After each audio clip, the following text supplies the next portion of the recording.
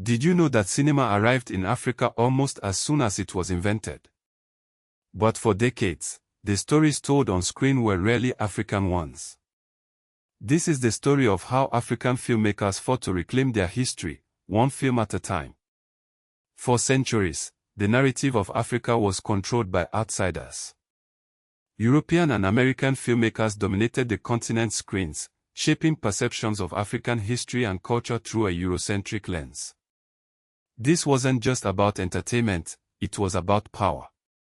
Film became a tool to reinforce colonial narratives, often marginalizing African voices and perspectives. The infrastructure of cinema itself, the equipment, the funding, the distribution networks was in the hands of colonial powers. This made it incredibly difficult for Africans to tell their own stories. But the seeds of change were being sown. As African nations gained independence in the 1960s, a new generation of filmmakers emerged, determined to challenge the dominant narrative. This was the birth of independent African cinema. One name stands above all others, Ousmane Sembène. Often called the father of African cinema, Sembène was a Senegalese novelist and filmmaker who recognized the power of film to reach a wide audience and spark social change. In 1966, he released L'Onwada, or Black Girl, a groundbreaking film that is widely considered the first feature film made by an African director. Black Girl tells the tragic story of a Senegalese woman who goes to work for a French family in France and faces racism and exploitation. It was a powerful indictment of colonialism and its lasting effects. Sembène's work was a turning point.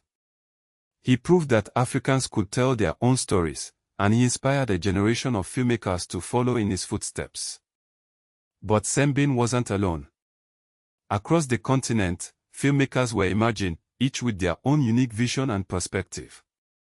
In French-speaking Africa, a diverse cinematic tradition began to take shape, reflecting the different national histories, ethnicities, and cultures of countries like Morocco, Senegal, Ivory Coast, and the Democratic Republic of Congo.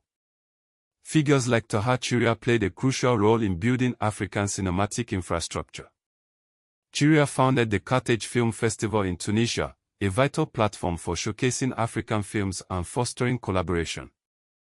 The Pan-African Federation of Filmmakers, or FEPASI, was founded in 1969 and became a major force in supporting African filmmaking, distribution, and exhibition. These weren't just artistic movements, they were also political interventions.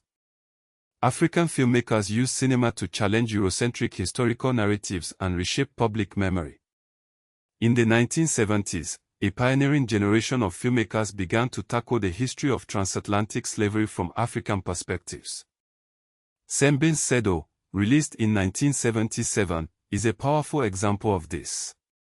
The film explores the impact of the slave trade on a Senegalese village, focusing on the resistance of the Sedo people to both Islam and Christianity, religions introduced by slave traders.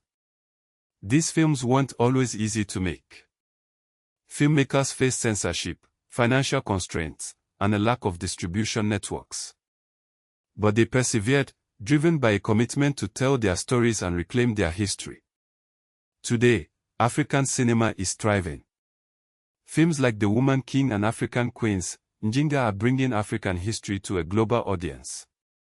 These mainstream productions explicitly aim to tell African stories from African-centered viewpoints. The Woman King, set in the 19th century kingdom of Dahomey, tells the story of the Agoji, an all-female warrior unit. African Queens, Njinga focuses on the life of Queen Njinga of Angola, who resisted Portuguese colonization in the 17th century. But the struggle for representation is far from over. One of the biggest challenges is the legacy of colonialism. Even after independence, many African filmmakers still face dependence on former colonial powers for funding and support. This could influence the kinds of stories that were told and the perspectives that were presented. There are also ongoing debates about accuracy and authenticity. Films about African empires and slavery often provoke dispute over source selection and whether a film is centering African agency or reproducing old stereotypes. And there's a tension between popular historical spectacle and historical rigor. Modern films may broaden visibility for African empires, but they can also simplify complex historical events and cultural nuances. Despite these challenges, African cinema continues to evolve and grow. South Africa is now a leading force in film production and distribution on the continent. Pan-African film institutions continue to play a vital role in promoting cultural sovereignty and ensuring that African voices are heard. The story of African cinema is a story of resilience, creativity, and the ongoing struggle for self-representation.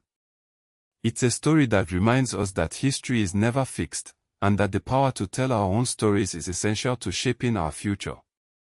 As modern debates around representation show, screen portrayals of African empires are now part of broader conversations about decolonization, identity, and historical repair.